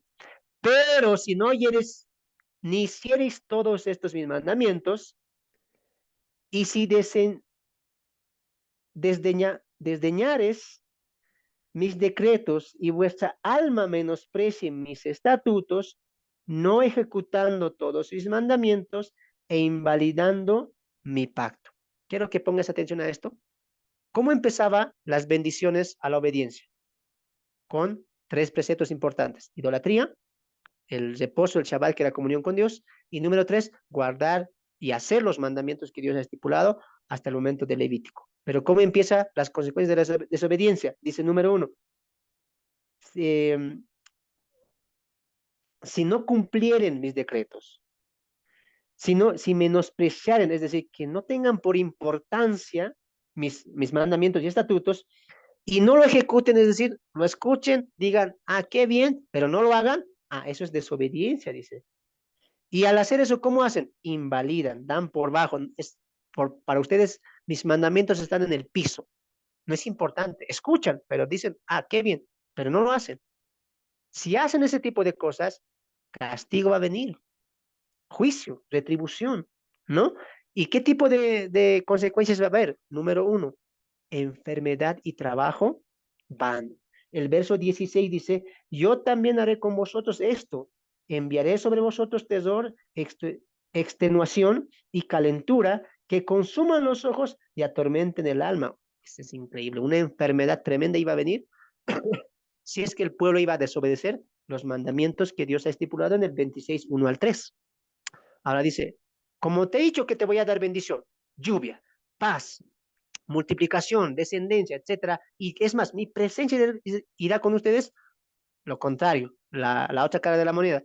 Si desobedeces, no importándote mi mandamiento, no importándote que sea mi palabra, no importándote que son decretos que yo te di a ti para que tú seas santos y lo invalides, para ti sea por el suelo, esto pasará. Uno, voy a mandar enfermedad. Una enfermedad terrible que dice que ahí te van a consumir, terminar, ¿no? Los ojos y van a atormentar y atormenten el alma. O sea, que va a ser una enfermedad terrible, ¿no? Y dice también, dos, va a venir invasión extranjera. El 17 dice eso, ¿ya? Va a venir extranjeros que van a sitiarte, van a llevarte, van a asolar tu tierra. Yo que te he prometido, si obedeces, nadie te va a tocar, ni las fieras de la tierra, ni las fieras feroces, ni ningún ejército va a tocar tu morada, vas a dormir tranquilo. Pero si desobedeces, van a invadir, yo no te voy a proteger. ¿Por qué? Porque has desobedecido. Consecuencias. Una cosa quiero que entiendas aquí. ¿Te das de cuenta que Dios a su pueblo también le castiga? Que Dios a su pueblo también ha mandado juicio. No es como alguien dijo en el Antiguo Testamento, Israel es la niña de sus ojos. Nadie podía tocar a Israel. Israel solamente se salvaba. No, Dios también está castigando a Israel. Lo va a castigar mucho. Hay que entender que Dios es justo. Él no se inclina. A ver, las naciones vecinas, nadie me cae, idólatras, pero Israel la amo. Pero aunque me desobedece, igual le voy a bendecir. No, Dios es justo y da castigos a los gentiles, a los cananeos y también da castigo a quién? Al pueblo, por su desobediencia. Entonces, Dios es justo. Sus atributos coordinan de una manera recta, correcta, justa, ¿no? Dice el verso 17 que va a haber invasión extranjera. Tres, sequía y no productividad de la tierra. El 18 al 20 dice eso. No habrá productividad, no va a llover. Si no llueve, no hay fruto. Y si no hay fruto, va a haber hambre. ¿Eso quieren? Eso va a haber si hay desobediencia. Otro, va a haber bestias salvajes, que ya lo había prometido en el verso 4, diciendo Dios, no va a haber fieras salvajes que van a atormentar al pueblo. Pero ¿qué dice si hay desobediencia? Hasta las fieras salvajes van a venir, dice. Vamos a leer el verso 21 al 22. Dice así, si anduviereis, si anduviereis conmigo en oposición y no me quisieres oír, yo añadiré sobre vosotros 7 veces más plagas según vuestros pecados. Enviaré también contra vosotros bestias fieras que os arrebaten vuestros hijos y destruyan. Oh, esto es increíble. Imagínense aquí las hermanas que son mamás. Imagínense eso. Un castigo así, que las fieras estén devorando y persiguiendo a los propios hijos y devorando a mucha gente. ¿Te das de cuenta que el carácter de Dios es fuerte, es justo? Pero antes, ¿qué dijo? Bendición. Pero como no van a querer, esto va a pasar. Ahora es interesante esto, quiero que pongas atención. En las consecuencias de la desobediencia va a ir en aumento, va a ir creciendo el tormento y el juicio y el castigo de Dios al pueblo, porque del verso 14 al verso 46, 4 veces aparece la siguiente palabra: 7 veces más por vuestros pecados, 7 veces más.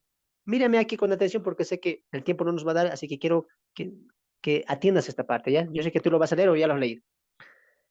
En el primer castigo Dios decía, enfermedad y lo que trabajes la tierra, en vano será, otros lo va a disfrutar. Y dice Dios, y si aún así, no siempre, no me haces caso, voy a multiplicar 7 veces más ese juicio. ¿Qué? Sequías, bestias. Y dice Dios, si así nada siempre, no te arrepientes, otras 7 veces más voy a... Está aumentando Dios su castigo. Acompáñame a leer eso. El verso 18 nada más. Vamos a ver las 4 veces que aparece eso. Subraya esto en tu Biblia, es importante y ahorita vas a entender por qué. Y si aún con estas cosas no me oyeres, yo volveré a castigarlos 7 veces más. Ah, Dios está incrementando el castigo por vuestros pecados, quebrantando su soberbia y vuestro orgullo. Y dice, vuestra fuerza se consumirá en vano porque vuestra tierra no dará su fruto. Ah, la tierra no va a dar fruto, no hay cosecha, no hay sembradío.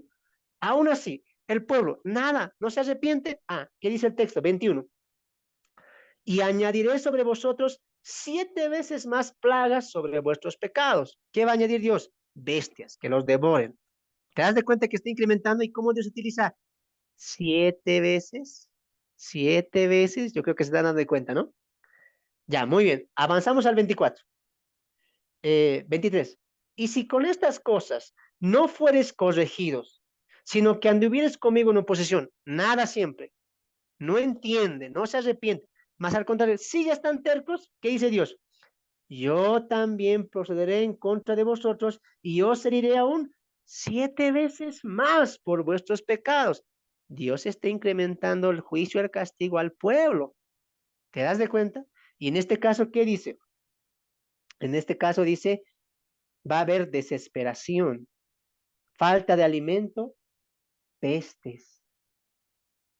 Las mujeres dice que van a cocinar pan y no va a alcanzar, va a haber hambruna. ¿No te acuerdas esto? ¿No te haces recuerdo esto algo? Sí, hermano, a la cuarentena no había pan. No, no a eso, sino a un tema bíblico. ¿A qué? Al Apocalipsis, pues. ¿Te has preguntado por qué 7 años? ¿Por qué 7 plagas? ¿Por qué 7 sellos? ¿Por qué 7 copas? Porque va a ir en aumento el castigo. Va a ir en aumento y Dios va a ser más duro. Y el clímax del castigo, ¿cuál va a ser? Las 7 copas, que son el cáliz puro del aire de Dios, dice el texto en Apocalipsis. ¿Te estás dando cuenta cómo nos abre Levítico el panorama? Ahora entiendo Dios por qué utilizaba el número 7. Ahora entiendo los castigos de Dios. Y en estos castigos, por favor, léelo y vas a ver una sincronización perfecta con el Apocalipsis. Hambruna, bestias fieras que van a devorar al pueblo, desastres, conflictos entre naciones, que dice, te van a eh, invadir y vas a salir esclavizado por naciones poderosas. Va a haber desesperación del hambre. La gente dice, las mujeres van a cocinar, no va a alcanzar. Dice el texto ahí, léelo tú, que va a ser medido. ¿No te recuerda algo eso? Al caballo amarillo. ¡Wow! ¿Cómo Dios nos abre el panorama? Por eso les decía en un principio, la escatología del Antiguo Testamento es casi perfecta, casi completa. No es necesario ir a Apocalipsis, ya el texto nos va a enseñar. Y solamente estamos en Levítico. Imagínate cuando lleguemos a los profetas.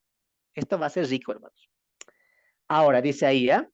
Eh, alimento no va a haber, las mujeres van a cocinar, no va a alcanzar, los enemigos van a sitiar, van a llevar esclavos a muchos, va a haber terror, va a haber miedo en el pueblo, pero dice también así, 27. Si aún con esto no me oyeres, sino que procedieres conmigo en oposición, yo procederé en contra de vosotros con ira y os castiguaré aún otra vez. 7 veces más por vuestros pecados. ¿Cuántas veces aparece la palabra 7? 4 veces. En el verso 18, verso 21, verso 24 y verso 28. Y va a ser más duro. Ahora, ¿en qué sentido? ¿Qué va a pasar ahí? Destrucción total de la tierra. Destrucción total de la tierra. La tierra no va a ser fructífera. Dios prometió que la tierra dará mucha abundancia, será productiva, pero en la desobediencia no. La tierra será maldita por causa de ustedes. Ahora entiendes por qué muchos de los salmos y muchos de los profetas, ¿qué dicen en sus oraciones de restitución? Señor, sana nuestra tierra, porque la maldición de la tierra que tenía que estar no productiva, infértil, era una maldición de la ley. Ahora entiendes por qué ese pasaje, ¿no? Tan conocido de 2 Crónicas 7:14. Si se humillare mi pueblo, ¿no? Si buscaren mi rostro y se humillaren, entonces yo escucharé, dice, ¿no ve? Y sanaré su pueblo y sanaré su tierra. ¿Ahora entiendes eso? Eso no era para aplicarlo en el COVID, como muchos hermanos han mandado mensajes.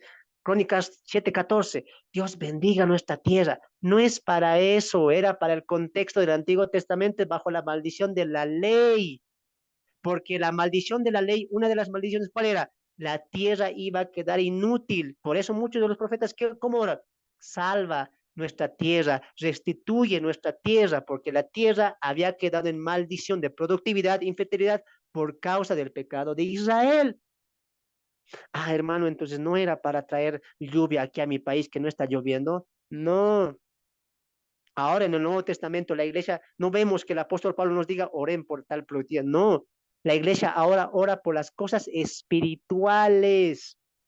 Así que si tú has visto un videito ahí, hermanos de tal iglesia, orando para que la lluvia caiga, y citan Segunda Crónica 7:14, hablando de que Dios destruirá la tierra o algunos de los salmos, tú dices, hermano, a ver, en este tiempo estamos viendo ya nosotros las riquezas espirituales, no las riquezas materiales que Dios ha prometido a Israel. Así que la iglesia no ora para que Dios manda lluvia, manda esto. La iglesia está más preocupada en orar por las bendiciones espirituales, la salvación, el arrepentimiento, el avivamiento espiritual, la prioridad de la palabra, que se levanten más siervos. Por eso debe orar la iglesia. Yo me sorprendo cantidad de videos en YouTube que iglesias han ido al desierto a ayunar para que la lluvia caiga, los hermanos de rodilla ahí, Señor, sana nuestra tierra. Pero a ver, cuando uno tiene madurez y estudio bíblico, vamos al Nuevo Testamento y vemos a Pablo que nos indica, oren así. No. El que dice en Tito, el apóstol Pablo, oren para que las demás naciones conozcan al Señor. La iglesia está al tanto de las bendiciones espirituales. La iglesia tiene que reunirse para ahora que, Señor, que mi país conozca tu palabra, que levante siervos, pastores, líderes que prediquen tu palabra, que haya un avivamiento espiritual, que tu palabra sea la autoridad en las iglesias. Así debe orar la iglesia ahora, no por las bendiciones materiales que en un tiempo más declinado al Antiguo Testamento y con Israel. Así que no saques Segunda Corintios 7, Crónicas, perdón, 7:14 para decir, ya ve, arrepintamos, volvámonos, ayunemos y Dios va a... No, hay que colocar las cosas en orden. No hagas un desorden de la teología bíblica. ¿Ahora entiendes por qué es bonito, importante aprender libro por libro? ¿Ahora entiendes el por qué? Porque te amplía más tu conocimiento. Espero que estés rescatando todo eso, ¿no? Entonces, 4 veces aparece la palabra, 7 veces más. Ah, el castigo de Dios está incrementando, y eso vemos en el Apocalipsis. Empieza con 7 sellos, empieza con 7 trompetas, con 7 copas y se extiende. Va en aumento, y eso es lo que vamos a ver cuando lleguemos a Apocalipsis, los que van a estar conmigo en cómo entender Apocalipsis, que va a haber un curso muy hermoso, ¿ya? Entonces, continuamos. ¿Qué más? Consecuencias. Destrucción de la tierra, esclavitud y sometimiento a las naciones, verso 36. Y esto es importante, la maldición generacional. Para tomar aire un poco, a ver, alguien que lea verso 39 y 40 de Levítico 26. Verso 39 y 40 de Levítico 26. ¿Alguien lo tiene? Amén.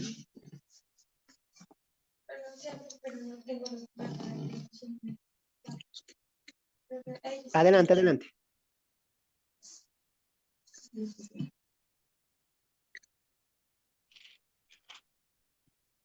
Adelante, hermano. 26, capítulo 26, verso 39 al 40.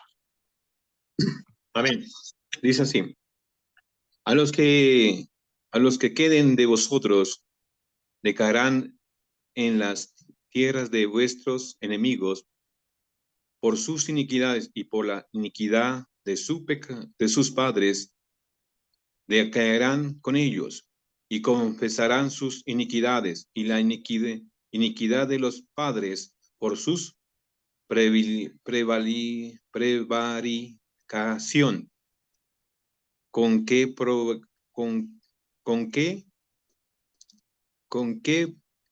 prevaricación contra mí? Y también porque anduvieron conmigo en oposición. Amén. Gracias, hermano. Ahí les voy a tomar examen, ¿no? Lectura bíblica les voy a tomar ya la siguiente. Indirectamente a los hermanos del Zoom yo les hago leer para ver cómo está su lectura, si están leyendo, así, ¿no? Pero aprendan más, lean más, ¿ya? Ahora, esto es muy importante tocar. Una de las consecuencias de la final que estamos viendo dice que es la maldición generacional, porque el texto, ¿qué dice? Uno de los castigos que es, van a sufrir el castigo de sus padres. Los padres, el castigo que ellos tenían, ustedes también van a merecer. ¿Esto cómo se le conoce? Como la maldición generacional que Moisés va a detallar extenuadamente en Deuteronomio, ¿ya? Ahora, hoy en día hay maldición generacional, como alguien diría, hermano, no puedo salir del pecado, no puedo salir de esto. Y el pastor todavía bíblico le dice, es que estás cargando los pecados de tu papá haya sido así, tu mamá haya sido así, o tu abuelo, eso estás cargando. ¿Eso cómo se llama?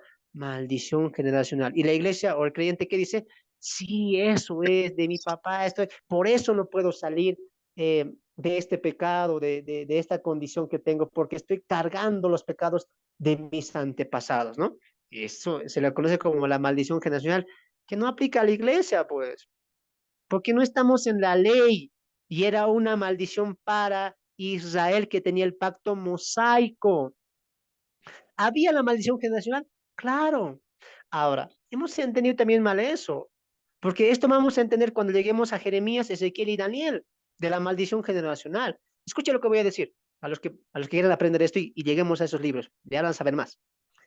Maldición generacional no es que yo voy a arrastrar el pecado de mi papá. Ejemplo, mi papá era mentiroso, no sé, era dado al vino, a la bebida, por eso soy yo dado a la bebida, al vino.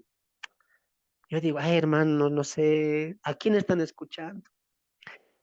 Maldición generacional en la ley, en la Torah, no significa que yo voy a arrastrar su pecado de mi papá. No, significa que maldición generacional que vamos a sufrir cautivos en otras naciones. Y eso va a pasar justamente con el reino de Judá y el reino de Israel cuando se va a ver la división. Y Daniel y Ezequiel nos explican ampliamente que maldición generacional es que el pueblo, por causa del pecado, los hijos están naciendo en esclavitud y cautiverio en otras naciones. ¿No es cierto? Por ejemplo, cuando llegamos a Daniel, el pueblo estaba ahí 70 años. Y en 70 años, ¿han nacido o no han nacido generaciones? Claro, pues. ¿Y esas generaciones en qué han nacido? En esclavitud, en cautiverio, lejos de la tierra. ¿Por qué? Por el pecado de sus padres. ¿Me dejo entender? Eso es maldición generacional, estar cautivos y extranjeros en otras tierras. Eso es maldición generacional, no es mi papá ha sido así, ahora yo soy así. No es eso. Maldición generacional es que los hijos van a sufrir el cautiverio y también el exilio producto de los padres que han sido desobedientes llevados a otras naciones a ser esclavos. Eso lo vamos a ver en Ezequiel, Jeremías y eh, Daniel, que va a ser abundante y rico para todo esto. ¿Ya? Así que la maldición generacional, ¿hay hoy en día? No. Tampoco es como nosotros lo pensamos o como lo han hecho pensar. No es eso la maldición generacional. Hay que estudiar un poquito más y aprender el término según la dispensación y según como Dios está enseñando la maldición generacional, que es el exilio y también eh, el yugo impuesto de otras naciones al pueblo de Israel. Entonces, recapitulamos aquí para finalizar: enfermedades, invasión extranjera, sequías, bestias salvajes. Ahora, todo esto se ha cumplido. O sea, ahora que nosotros sabemos todo el panorama de la Biblia, conocemos la Biblia, espero que la estemos leyendo y la sepan ustedes también, nos damos de cuenta que las consecuencias que Dios ha marcado en Levítico 26, todas se han cumplido. Todas se han cumplido. Y de esto nos va a hablar, tú vas a entender más por qué Dios levanta profetas. O sea, Dios está mostrando que va a haber juicio, pero siempre manda profetas para recordar el juicio que ya ha empezado en la Torá. Ejemplo, un ejemplo nada más, porque hay muchos, y me voy a pasar la noche hablando de toda la Biblia, sino esto de la tierra, de la sequía. ¿Quién sabe en qué libro más se ha cumplido esto? Es un profeta menor, Joel. Joel empieza su libro hablando de una sequía grande que Dios ha enviado a, a estos, se me fue el nombre de estos animalitos. A ver, ¿quién me ayuda? Langostas, que Dios ha mandado langostas para que puedan consumir todo el campo, la semilla de los mismos judíos, y producto de eso ha habido una gran sequía y el pueblo ha sufrido mucho por causa de que no había alimento. Y eso también va a pasar en la historia con Jeremías, cuando dice Jeremías en Lamentaciones que la madre va a comer a su propio hijo. ¿Pasó eso en la historia? Pasó. Todo esto se ha cumplido. Por eso, hermanos, todo esto está abriendo nuestro panorama a todo el Antiguo Testamento. La Torah es muy importante. Ahora tú vas a entender, Dios ya había estipulado esto. Dios ya había dicho que esto pasaría si es que el pueblo haría esto o haría lo otro. Ya entiendes bien el por qué. Dios no actúa de manera rápida o de manera apresurada. Me han sido infieles, ahora esto. No, Él advierte. Mira, ¿cuánto tiempo antes está advirtiendo? Y no conforme a eso, Dios va a levantar profetas para recordarle mira, qué amoroso es Dios. ¿Te das de cuenta? Dios quiere el arrepentimiento. Dios no manda el castigo ya, directo. Lo dije y lo cumplo. No. Dios levantó profetas por misericordia al pueblo. Ahora vas a entender todos los libros, entendiendo esta parte de la obediencia y la desobediencia. Ahora vas a entender los profetas mayores y menores, el por qué se levantaron y cómo toditos acaban de qué manera. En un momento habrá la restauración de Israel, castigo para Israel, arrepiéntanse. ¿Cómo acaba Malaquías? Le manda el arrepentimiento al pueblo, ¿sí o no? ¿Te das de cuenta que todo sí se ha cumplido a lo largo del Antiguo Testamento? Ahora en aplicación también es el día de hoy también lo mismo. Dios está teniendo paciencia, y aunque no hay profetas, no hay apóstoles ahora que se levanten como en el Antiguo Testamento, estamos la iglesia, que estamos anunciando el juicio de Dios. La gente no quiere arrepentirse, pero el juicio vendrá. Todo lo que Dios dijo aquí se cumplió. Al pie de la letra se cumplió la historia de Israel. Y todo lo que Dios dijo en Apocalipsis se va a cumplir, se va a cumplir. Dios va a descargar su ira. Por eso, si tú me estás escuchando y no has aceptado a Cristo, yo te animo a que entregues tu vida a Él, a que te arrepientas a Él y te libres de los juicios que vienen aquí a este mundo. En breve, pronto, Cristo vendrá y derramará su juicio, no porque Él es malo, sino porque Él es justo, y no porque Él quiera, sino que nos está dando un tiempo para arrepentirnos. Pedro dice eso en su carta. Él no quiere que todos perezcamos, sino que todos procedamos al arrepentimiento. Dios está dando un tiempo.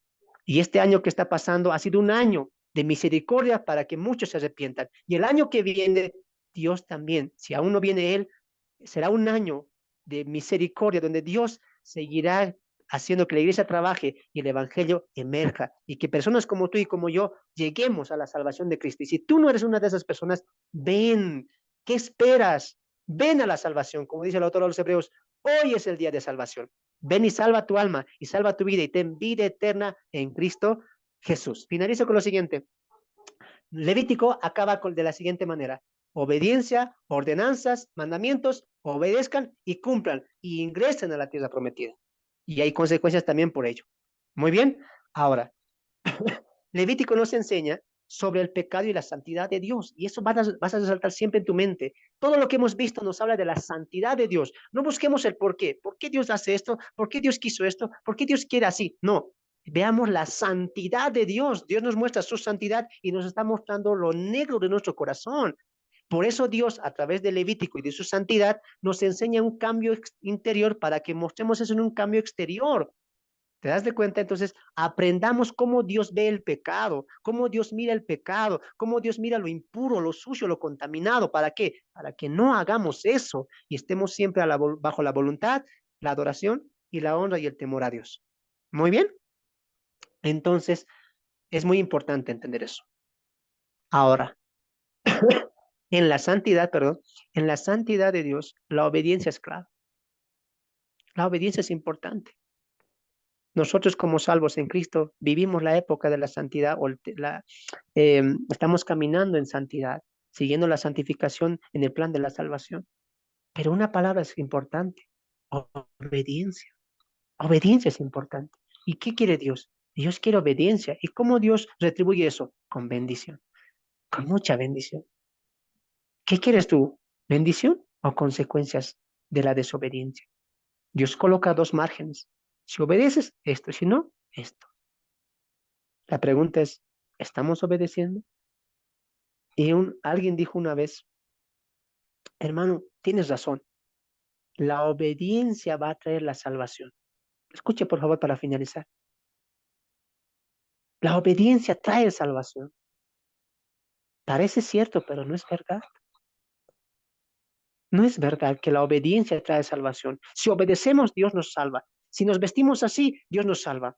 Si tenemos este tipo de iglesias, Dios nos salva. Si dejamos esto, es que la gente, ¿sabes en qué han entendido muchas veces? ¿En qué se enfrascan los legalistas? No hagas, no te vistas, no hagas esto, no mires esto, no escuches esto. Pastores desde los púlpitos, ¿qué dicen? El que tiene TikTok es Satanás. No tengas ni celular, no tengas ni televisión. ¿Y qué dicen ellos? Sin santidad nadie verá al Señor. Obedezcan para que Dios le dé la salvación. ¿Tú sabes qué tienes que decir? No, estás mal. Error. La obediencia no va a traer la salvación. Y le cambias la frase.